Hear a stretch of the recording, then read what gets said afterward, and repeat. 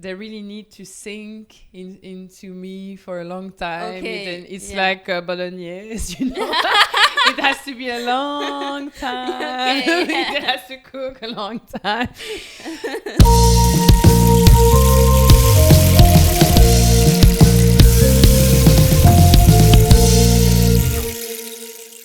Welcome back to the Bathroom Sessions. Today we are here with Anna Winkin. Anna Winkin. Introduce yourself, please.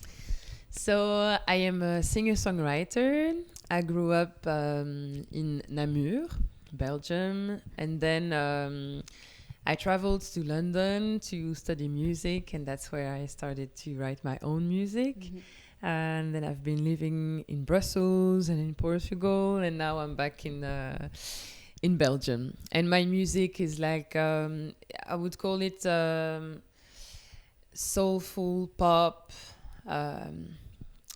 Emotive, maybe with a lot of emotion and depth. Mm-hmm. Yeah, that's what it is. Okay. So you started music when you were like 4 years old, right? Yes. Yes. Tell me about that. How does a 4-year-old make music? Yeah, so I was very lucky that my parents they put me in a music school when I was 4 years old. That's crazy. Yes, and I started to sing, learn the flute, and I was also in a dance school. And basically, all of my life, I was going to school during the day and then music after school until I was 18. And then I always knew that I wanted to become a singer. Because I started studying actually translation when I was 18 for a year in Brussels, English-Dutch translation. And that was not it. Yeah, and in the middle of the year, I had like an existential crisis, and I was like, wait, after these studies, what is my life gonna look like? And I was like, oh no, working every day 9 to 5, waiting for the weekend. And I was like, no, this is not what And then I asked myself the question, what can I do every day that I'm gonna be so happy to wake up for? And the only answer was music. And then I was like, my only chance to be truly happy every day is to do music. So I have no choice to try to do music because it's my only chance to be happy. And I decided really for real to become a singer as a main thing in my life, to put music at the center of my life when I was 19.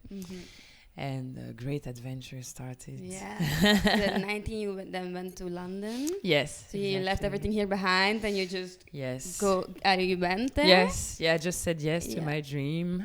And what did you study there? So I did a degree in popular music performance at the British and Irish Institute of Modern Music.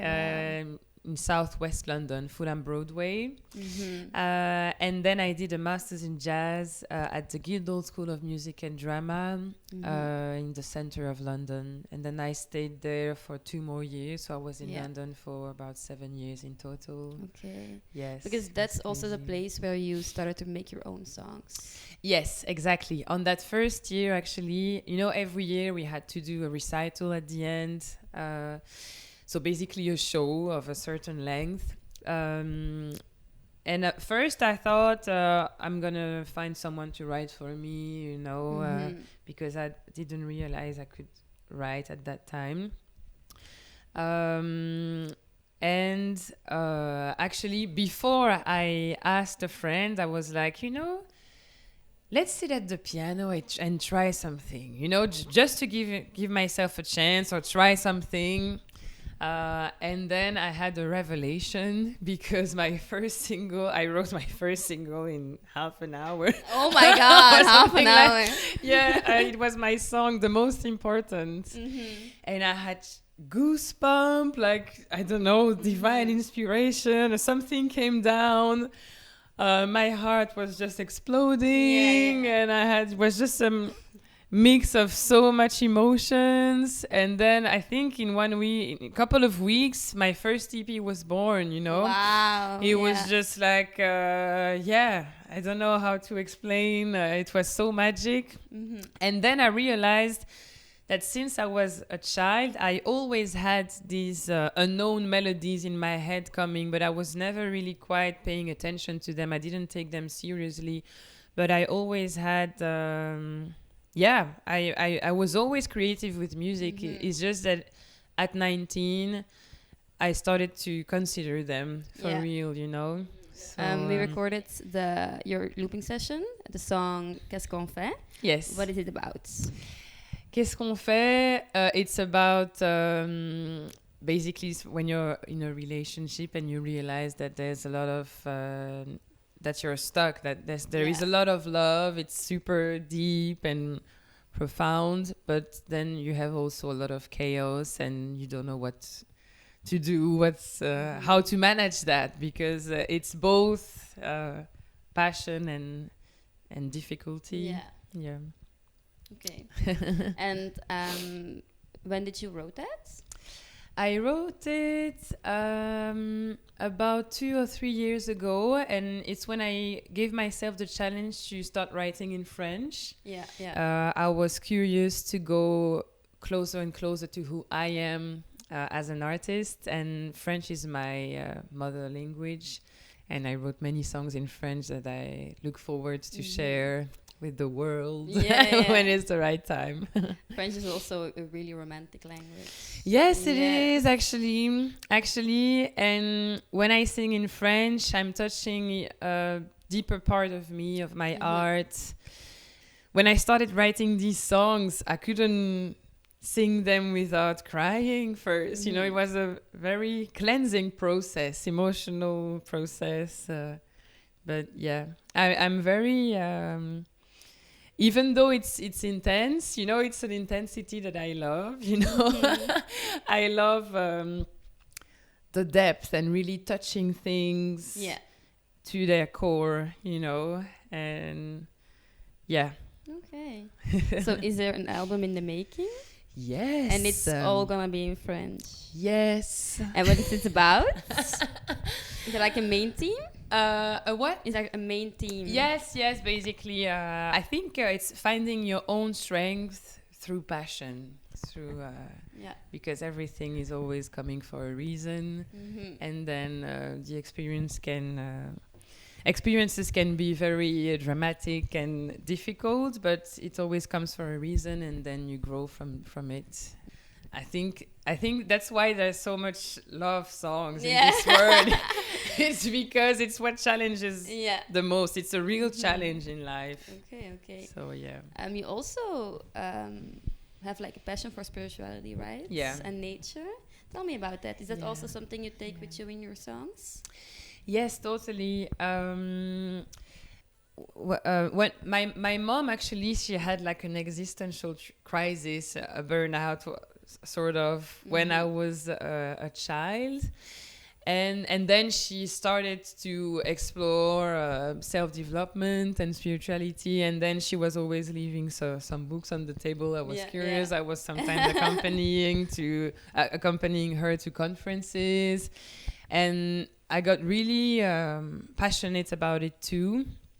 I believe in magic, in gut feelings, in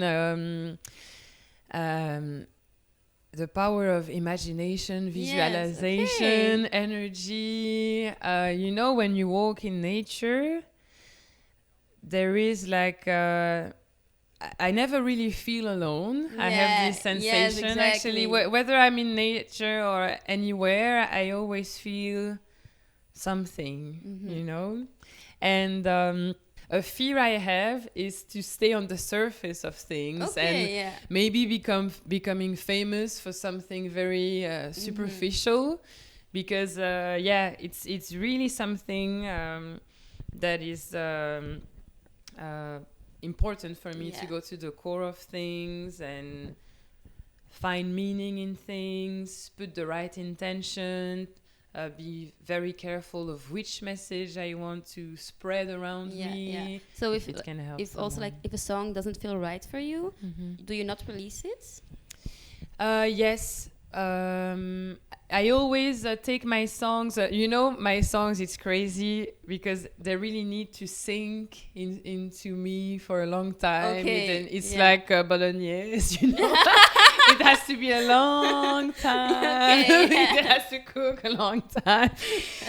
So the first come, a bit lightly on the music, and then I have to sing it in my head for months and days, and It's a long process. Then. yeah. Okay. Some people that are able to release songs very quick, but mine, they stay inside of me and in my head for a long time. And then when I feel them grounded into me, then I'm ready, Okay. And also, all these songs that I'm going to release, they are super deep and profound. And then when they first came to me, I was like, I will never be able to stand in front of an audience. And it took me a little while to just accept all these emotions I was feeling, not feeling guilty about them. I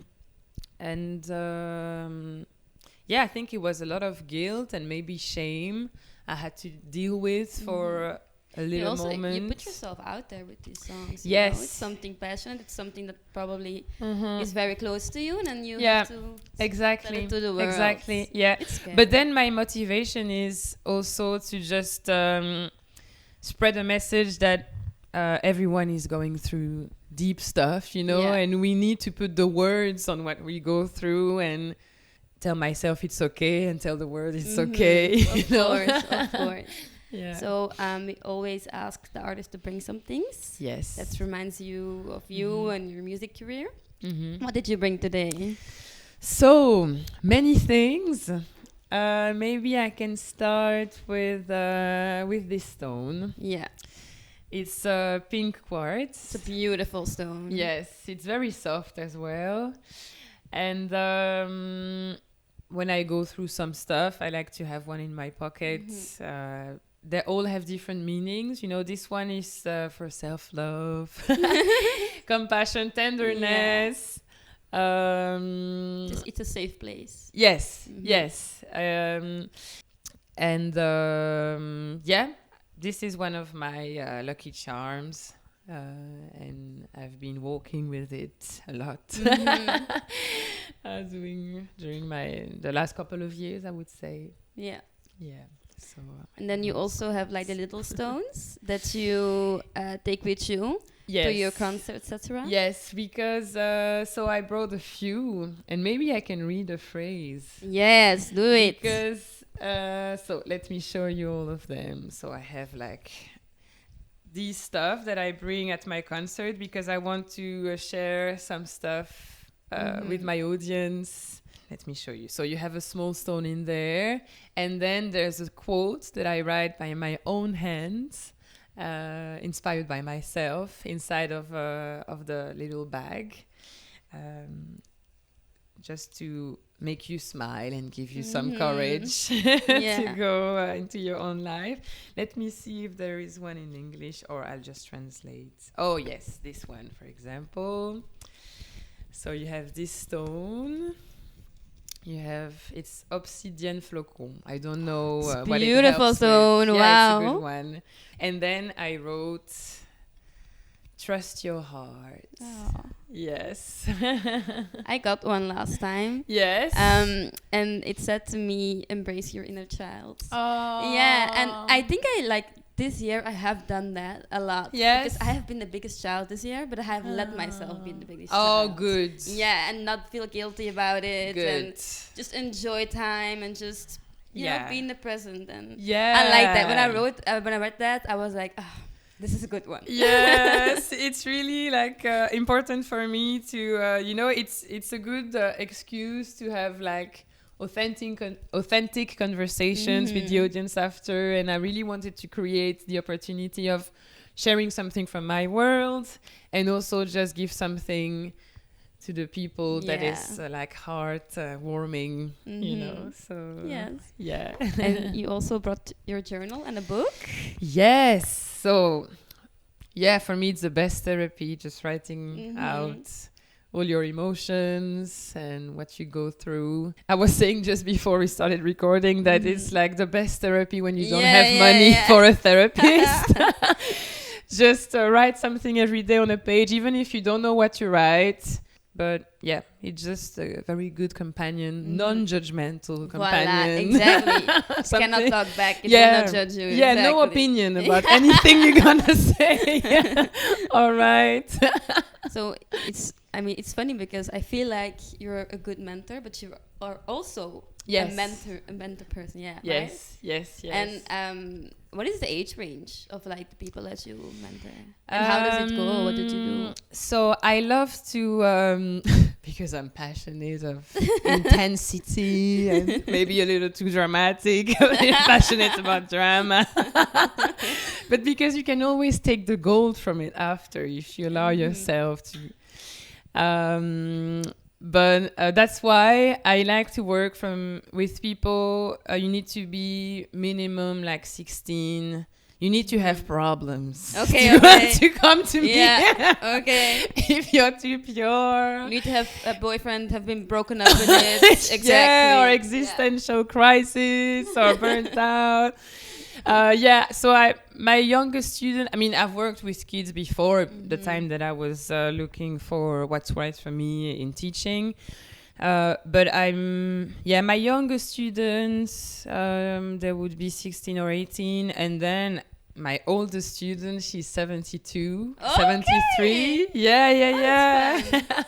Yeah, it's a majority of women because for some reason women are a bit more have a bit more resonance in this type of process. But I have some men too, and we can do some amazing, beautiful work with men too. And it's many passionating project I have.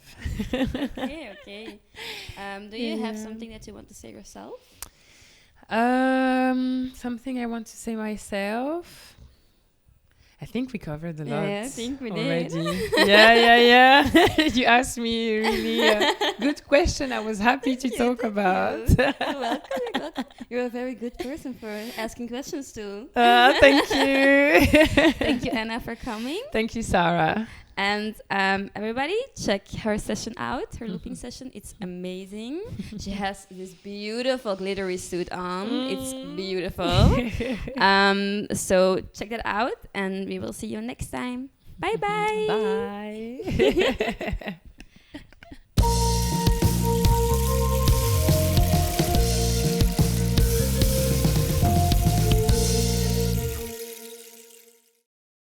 And she channeled the energy of Mary Magdalene. And Mary Magdalene had just the best words to help me. So at the point when I was talking to no one, Mary Magdalene was accompanying me. Yeah, she was there for you. She was there for me through a book. I read the book very quick, and then I was like, I need to have a necklace so I feel that she's with me, because and she was just the best guide.